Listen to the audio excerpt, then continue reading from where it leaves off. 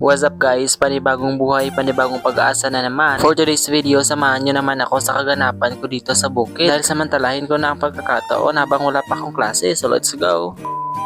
At ito na nga guys, sinimulan na nila mag-treasure ng kanilang palay. Pero sinabihan muna sila ni Papa na unahin muna itong i-treasure ang pilit namin. Kaya yun ang inuna nila dahil pagkatapos i-treasure ay ibilad ko yan guys. Kaya ito na nga guys, pagkatapos ng i-treasure ay nilagay ko na sa trapal namin at inukay-ukay para mamala na ito. At bago ko ipagpatuloy ang video na ito guys, shoutout muna sa kay Justin Amelo and all agri students, especially sa may La Carlota City College guys. Shoutout sa inyong lahat dyan. At pagkatapos i-treasure guys, ito rin yung parte namin, 2 sako. Pero hindi yun aabot ng 2 sako ang parte namin guys, binigay lang yung iba.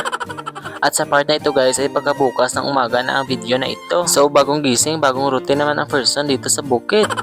Napakalakas ng hangin dito guys at napakalamig pa. At sa araw na ito guys, ako lang mag-isa ang naiwan dito sa bahay. Kaya ako muna ang nakatuka maglawig ng mga kasapatan. Akala ko kung saan saan na nagpupunta ang anak na kalabaw, yun pala nagkitsikahan lang sa kabilang kalabaw.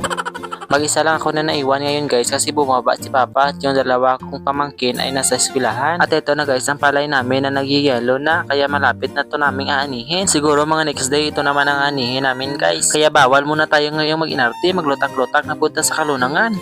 At timing talaga itong pag-harvest ng palay namin guys kasi semestral break namin kaya makatulong pa talaga ako dito. Kaya kahit maglibot-libot na ako dito sa palay, big health na yan guys, pagtaboy ng maya.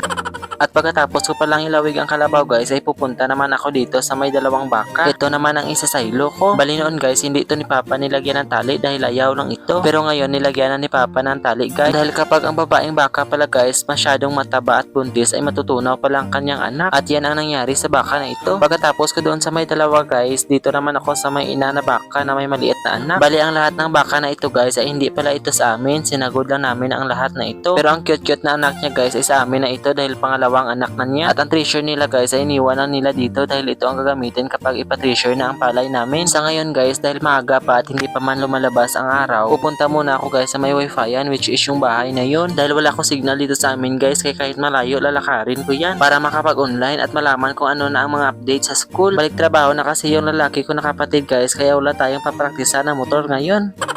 So kailangan talaga natin maglakad na ilang minuto bago makarating tayo sa wifi yan. At pagkadating ko dito guys ay naghulog lang ako ng wifi at tumambay dito sa labas at tag-online. Hindi rin ako natagal guys, umuwi rin ako agad kasi sumikat na yung araw. Ibibilad ko pa kasi yung parte namin na palay guys. At yun yung bahay namin guys. Medyo malayo siya pero sanay na rin tayo at doon din pala kami guys nagpapagaling ng humay namin doon sa may pina-wifi-an ko. Pagkadating ko sa bahay guys ay dali ko na nilatag itong mga trapal at nilagay itong mga sinako na humay. Ito yung pilit at yung 2 sako na parte namin sa pag-aani. Hindi nga umabot ng ilang oras guys ay sumama na itong panahon. Hindi naman siya malakas na ulan pero makakabasa na talaga. At yan na ang ginawa ko guys, siniklop ko lang sila dahil mamaya ay sisikat rin yung araw na yan. At nung hapon-hapon na guys ay sumikat ulit yung araw kaya binuklad ko ito ulit. Anyway guys, sa buntod na yon meron niya signal dyan pero lulubog litaw. At dyan ako muntika ng maging memories kasi babangbangin sana ako dyan. Buti na lang malakas ang ating fighting spirit.